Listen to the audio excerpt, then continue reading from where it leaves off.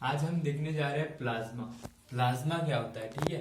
Plasma क्या होता है, जैसे कि हम ब्लड, ये एक हेमोक्रिट ट्यूब है, ठीक है। ये क्या है, हेमोक्रिट ट्यूब है। इसमें जब हम ब्लड लेते हैं तो ब्लड को सेंट्रीफ्यूज करते हैं तो ऊपर की तरफ जो आता है एक स्ट्राव कलर क्लियर लिक्विड जो आता है, जैसे हम ब्लड लेते हैं इस ट्यूब में, ये ट्यूब है, ठीक है। इसको ब्लड ब्लड कलेक्ट किया हमने, ब्लड, ठीक है। तो नीचे की तरफ क्या आ जाएंगी, ब्लड सेल्स आ जाएंगी।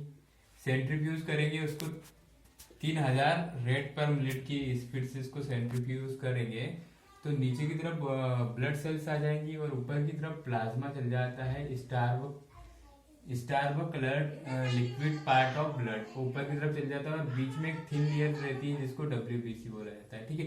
तो प्लाज्मा क्या है, star coloured clear liquid part of blood, मतलब स्टार कलर मीन्स पीले रंग का, ठीक है। तो प्लाज्मा किन चीजों में मिलकर बना होता है, कंटेंट जो होता है 91 से 92, 91 प्लस 92% वाटर होता है, ठीक है। सॉलिड कंटेंट की बात करें तो 8 से 9% होता है। और गैस की बात करें तो गैस होती है carbon dioxide, oxygen, nitrogen, etc, ठीक है। अभी प्लाज्मा का हम ये फ्लो चार्ट देंगे। प्लाज्मा बना होता है 91 to 92% ऑफ वाटर, ठीक है। सॉलिड कंटेंट रहता है 8 से 9% और गैसेस रहती है उसमें नाइट्रोजन, ऑक्सीजन और CO2, ठीक है।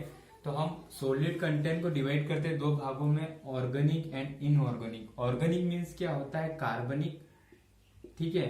और इनऑर्गेनिक मीन्स अकार्बनिक, ठीक है। हिंदी में अकार्बनिक बोलते हैं, ठीक है। तो कार्बनिक जो है, ऑर्गेनिक सब्सटेंस जो है, ऑर्गेनिक सब्सटेंस में क्या कहेगा, PP. PP means plasma protein, plasma protein present रहेगा ऑर्गेनिक में। एल्ब्यूमिन, ग्लोब्यूलिन और फाइब्रिनोजन। एल्ब्यूमिन आपने देखा होगा एग में, अंडे में।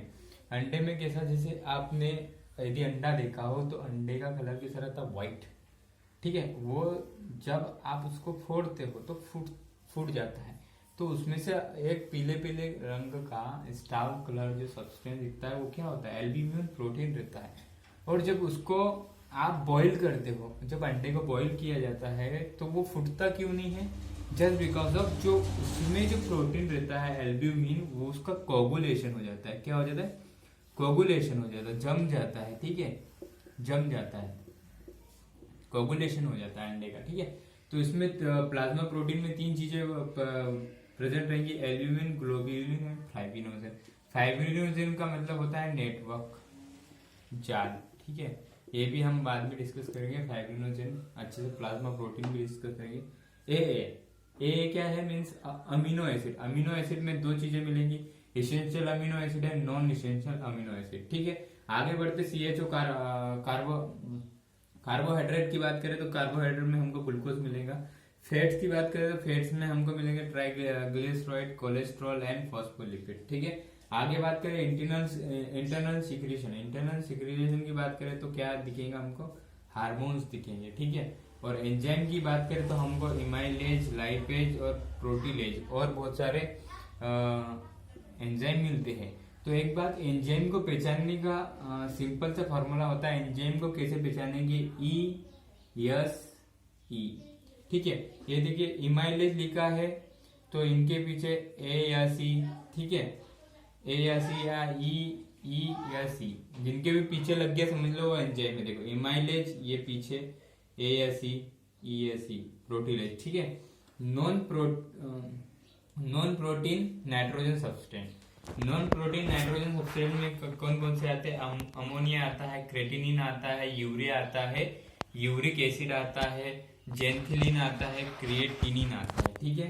क्या, नॉन प्रोटीन नाइट्रोजन सब्सटेंस। अब आगे बात करते हैं हम इनऑर्गेनिक सब्सटेंस में क्या क्या आएगा प्लाज्मा में, ठीक है। ये ब्लड का ही टॉपिक है पूरा, ठीक है।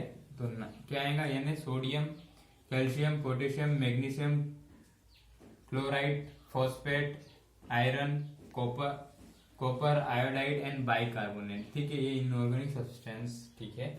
आगे बढ़ते हैं हम, जैसे कि प्रेजेंट इन ब्लड, ठीक है। ये कुछ नॉर्मल वैल्यूज है जो ब्लड में प्रेजेंट रहती है और यही इंपॉर्टेंट है। ऐसी बहुत सारी वैल्यूज है, इनकी भी वैल्यूज है, लेकिन ये जो इम्पोर्टेंट है, जो हमको मेंशन करनी पड़ती है ब्लड में कि भैया इनकी नॉर्मल वैल्यू क्या है। तो ग्लूकोज की जो नॉर्मल वैल्यू है 70 से 100 ग्राम मिलीग्राम पर डीएल, मतलब डेका लीटर। हाँ, डेका लीटर।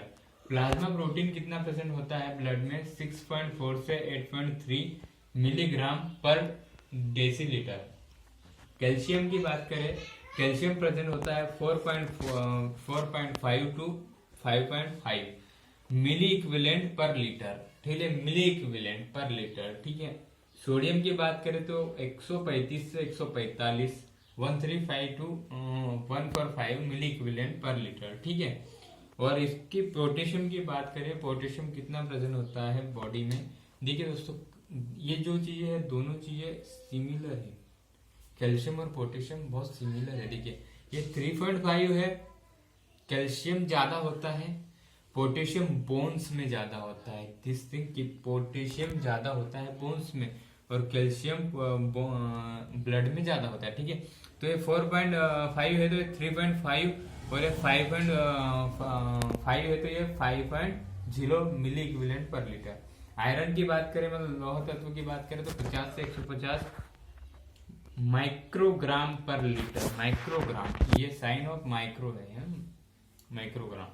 कोलेस्ट्रॉल की बात करें, कोलेस्ट्रॉल होता है अप टू 200 mg पर लीटर, मतलब 200 मिलीग्राम पर लीटर में होता है। और यूरिया की बात करें ब्लड में 15 से 40 मिलीग्राम पर डेसीलीटर। आई होप सो ये आपको नॉर्मल वैल्यू समझ में आएंगी। आगे हम बात करेंगे। और सीरम, सीरम क्या होता है? Clear starve colour fluid comes out blood flow. Serum क्या होता है? सीरम भी जब पीले रंग का एक फ्लूइड होता है जो ब्लड क्लॉट के जरिए निकलता है। ब्लड जब कोगुलेशन होता है तो ब्लड कोगुलेशन का कैसा रहता है कि ब्लड कोगुलेशन की प्रोसेस कैसी रहती है, जैसे कि भाई ब्लड सेड हुआ, सेड मीन्स निकला, या कुछ इंजरी हुई तो ब्लड सेड हुआ, या हम ब्लड को किसी कंटेनर में कलेक्ट कर रहे हैं। If blood is said we collect in the container, it clots, वो क्लोट्स हो गया। इन दिस प्रोसेस, इस प्रोसेस में क्या हुआ? Fibrinogen is converted into fibrin. Fibrinogen होता है जो किस में कन्वर्ट हो जाता है? फाइब्रिन में। ठीक है। क्या? Fibrinogen converted into fibrin. Fibrinogen किस में कन्वर्ट होगा? फाइब्रिन में। फाइब्रिन क्या होता है? नेटवर्क। ठीक है, सेल्स का नेटवर्क जाल बना देता है, तो वो ट्रैप हो जाते हैं। जो ब्लड सेल्स होते हैं इस नेटवर्क में ट्रैप हो जाते हैं। ये जो नेटवर्क बनता है ये इसमें ब्लड सेल्स ट्रैप्ड हो जाते हैं। ठीक है, ट्रैप्ड हो जाते हैं। फिर blood cells are trapped in this forming blood clot.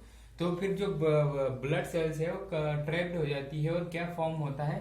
Blood clot. ठीक है, रक्त का थक्का जम जाता है।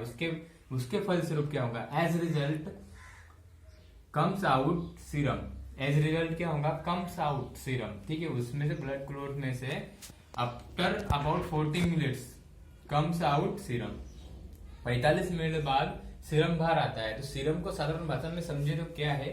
सीरम में क्या होता है? Serum is equal to plasma minus fibrin. ठीक है, सीरम का डेफिनेशन क्या हुआ? प्लाज्मा माइनस फाइब्रिन, मतलब प्लाज्मा में से फाइब्रिन को माइनस कर दीजिए तो आपको मिल जाएगा सीरम। कैसा?